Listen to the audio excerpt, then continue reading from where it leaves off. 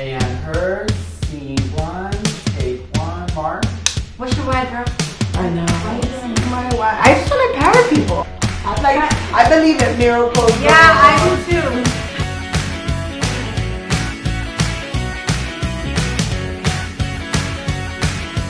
Welcome to another episode of Aya and Her. I hope your New Year's is off to a great start. If you've set resolutions for yourself, my next guest has a very motivating story. Jasmine, can you tell us a little bit about yourself?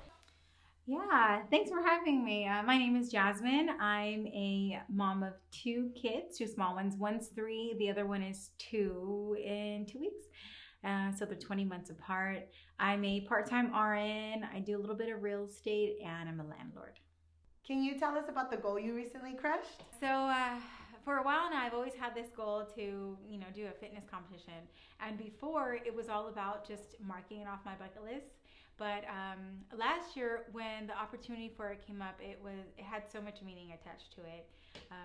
Before I did it, I always wondered, there's 3 components. There's posing, there's diet, and then there's the workouts. And that just seemed overwhelming. But I met someone who was a one-stop shop. And so him and I planned 6 months ahead of the show date to first, it was just tentative. Let's just plan for 6 months. But in my mind, I knew I wanted to do it and I was going to get it done. And it was a commitment to myself. So November of last year, I signed up and executed. So now I could check that off my list. I had the pleasure of going to the competition and seeing you. And there was so many fit bodies there. It was unbelievable.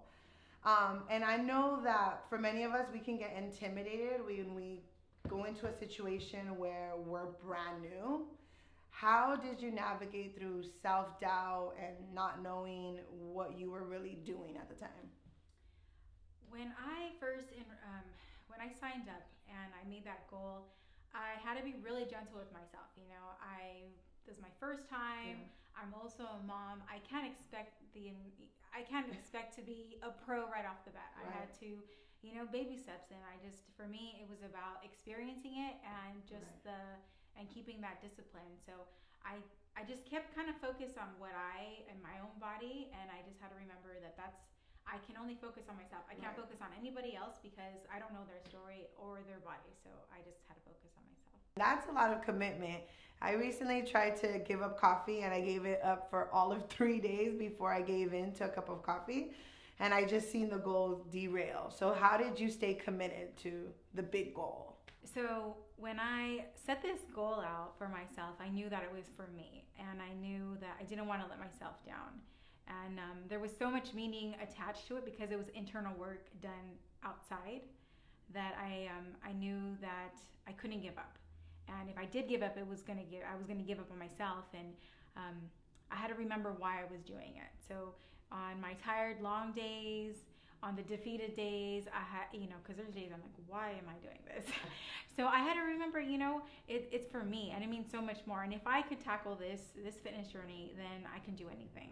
Wow, Jasmine. So I know that as moms, it's like so difficult to do anything for ourselves, right? Like our kids are with us all the time. It's hard to go to the restroom by yourself. So how were you able to balance mommy life, your career, fitness? Like how did you balance that? It was a juggle. So I really had to do a lot of planning. My life Bible, I guess I would say, was my planner. I color coordinated that planner. I listed everything I had to do, even put boxes like next to water. It was because you just in the moment. I had to factor in the time with my kids, time with the hubby.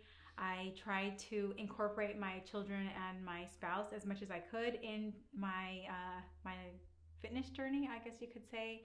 I would try to work out before my kids woke up so I didn't have to so I could focus on just one thing at a time. I brought my kids to the gym sometimes. Fortunately, I live near an area where there's many places to work out at. What else did I do? There were some days where it didn't always pan out as I planned, and I just had to remember to be gentle with myself. It wasn't going to be the end of the world if I didn't do that one thing 1 hour a day. And sometimes I would just have to learn how to go with the flow. Another thing that you told me that I thought was amazing was when you said I would take something that I want and I would sniff it and smell it and that would satisfy you. And I said, girl, teach me because I cannot do that. So I think it's like, it's about your mindset, right? Like that's where your mind was at. Like I have a goal. I want to smell this, but it's not going to come in the way of my goal. And I think that that's what made it so inspiring is like, I know that you have the same temptations that all of us have, right? Like you have those temptations, but you looked at it as like, I made this promise to myself and I have to follow through with that. So Jasmine, what's next for you? So what's next? We're going to slow it way down. This year is going to be a year of just being present with my kids, enjoying them while they're small and living life. Thank you for sharing with us, Jasmine. See you next time. Please like, follow, subscribe to stay connected. Bye.